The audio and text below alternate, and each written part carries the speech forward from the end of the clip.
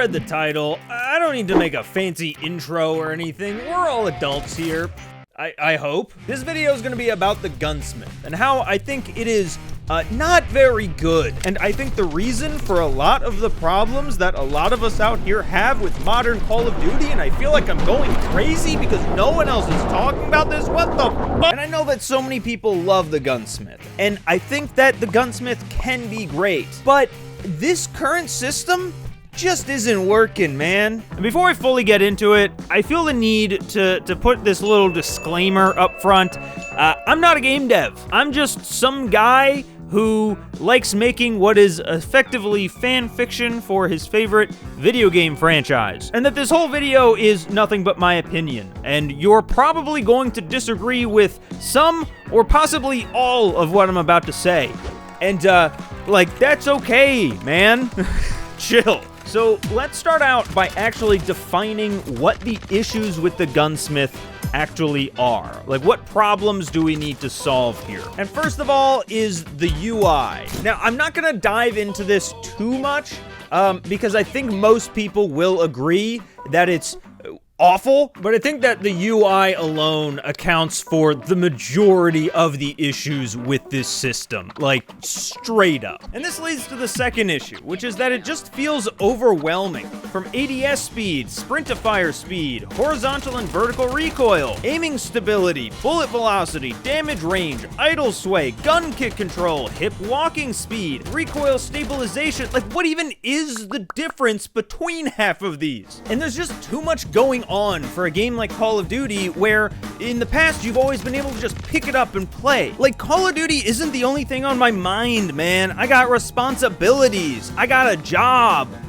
Well, not so much that last one after Warner Brothers Wile E. Coyote'd my day job a few weeks ago, but the point still stands.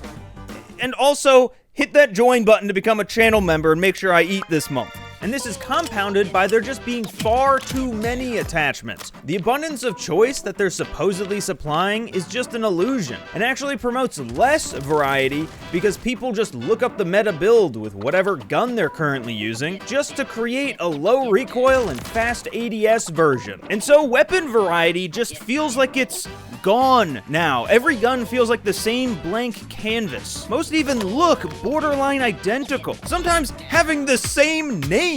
And all four of these powers combine to create a loop that's just counterintuitive to how you're supposed to play a game like Call of Duty. Wasting your time in menus, weighing the minuscule pros and cons between the Commando and Edge foregrip instead of actually playing the fast-paced shooter that you spent your money on. To put it basically, the Gunsmith just isn't very fun, Smith. Now, I stole that joke from a guy named Fatness in my chat because I'm a worthless hack. But contrary to everything that I've said so far in this video, the Gunsmith itself actually isn't worthless. I think that it can be a fantastic tool to help players fully customize their weapon of choice to fit their specific playstyle. But I just don't think that the current system, is actually doing that. So this is how I, again, not a game dev, just a fucking idiot, would go about smoothing out some of these edges. Now, first and foremost,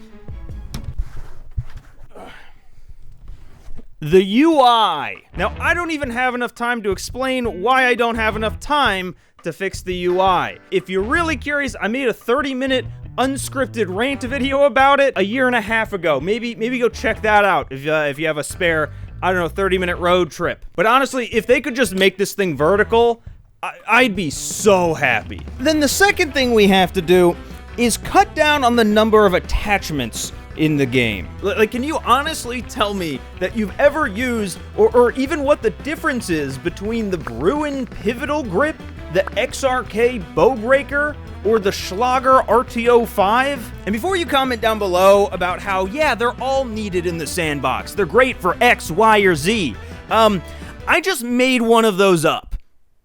And honestly, I couldn't even tell you which. So maybe we'll get it down to like 5 attachments per slot or something like that, and have each one geared toward improving a very specific stat. Maybe even with names that tell you what that stat would be. You should be very deliberate and specific choices that you make, and you should be able to reasonably know what problems each one of these attachments solves without having to dive through a spreadsheet.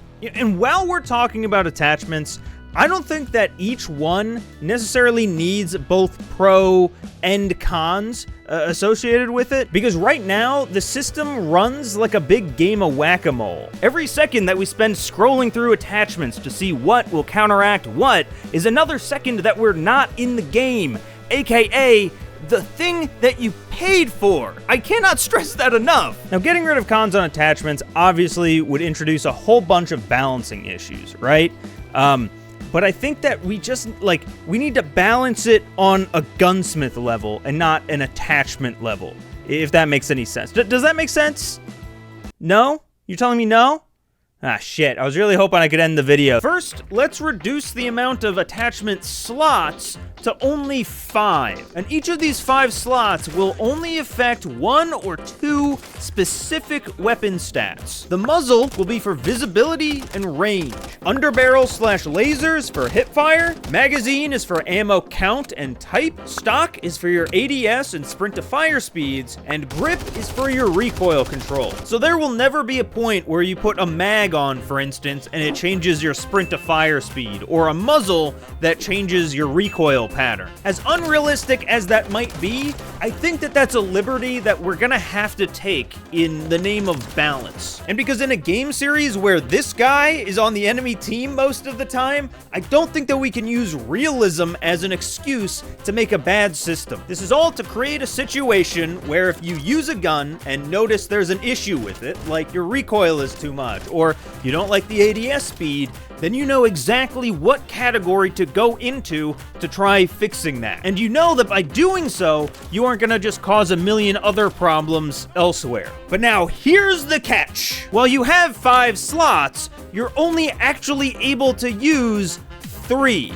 And that is where the cons come in. So this is a quick mock-up. I'm not sold on this UI at all. You'll see later, we're gonna add to this a little bit more. But as far as attachments go, you can think about it as you have 3 separate selections to make. And when you click on one, that just opens up a submenu where you pick through your kinds of attachments. And then if you pick, say, magazine, that just opens up another submenu and you pick which magazine you want. However, you might notice that I left out optics. And that's because I think that an optics slot should just be free for everyone. Whether you want it or not, every gun, you should always be able to put an optic on, just by default. Then there's one last part to my new gunsmith system to try adding in a bit more of that personalization and allow you to cater the weapon to your specific playstyle, but for real this time. And that's by adding 2 additional slots that are not quite attachments, right? They don't count toward your 3 allotted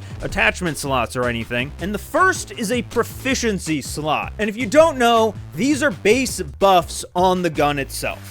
Things like Gung Ho, which lets you reload while sprinting, or Focus, which reduces the amount of kick that you have when you're shot. And then the second slot is something that I'm calling Kits. And these are for things that give you an added mechanic or some kind of extra functionality. Like this is where underbarrel launchers and akimbo can live, but also, and I think this might be where I lose some of you, what if we took some of the lesser used player mechanics and put them behind this slot here too? For instance, a bipod, which would let you mount on surfaces, or a side rail that unlocks tack stance. Even things like the rate of fire toggle and ability to hold your breath could be filled in here. I mean, fuck it, put blind fire on there too. By building these features into the weapon itself, it forces the player to make an active decision over what kind of player they want to be. And again, encourage that variety. Maybe you're going for long shots, so that bipod is super valuable to you.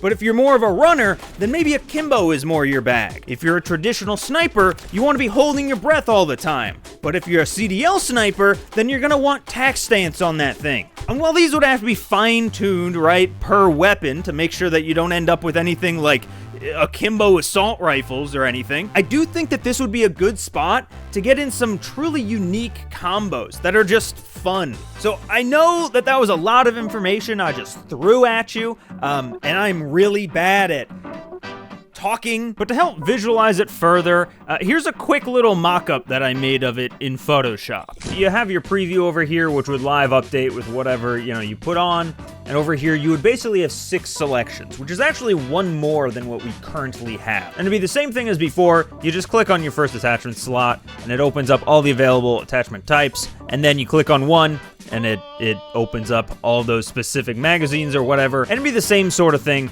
also for the Proficiencies, Kits, Optics. I just didn't, bother breaking those out because I feel like you get it. Right under that are your stats, because I do think that stats are incredibly important. You actually want to know what your attachments are doing.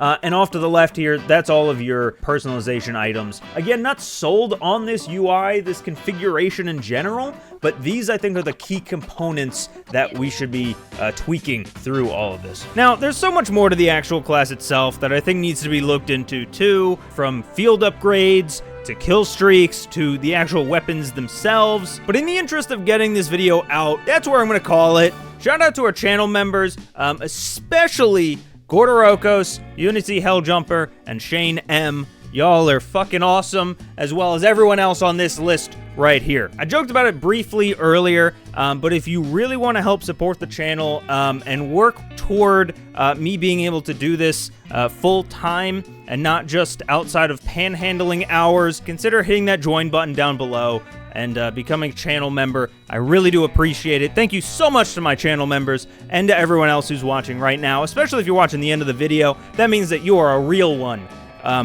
You're a real boy, Pinocchio. All right, that's about it. I'll see you guys in the next one. Bye!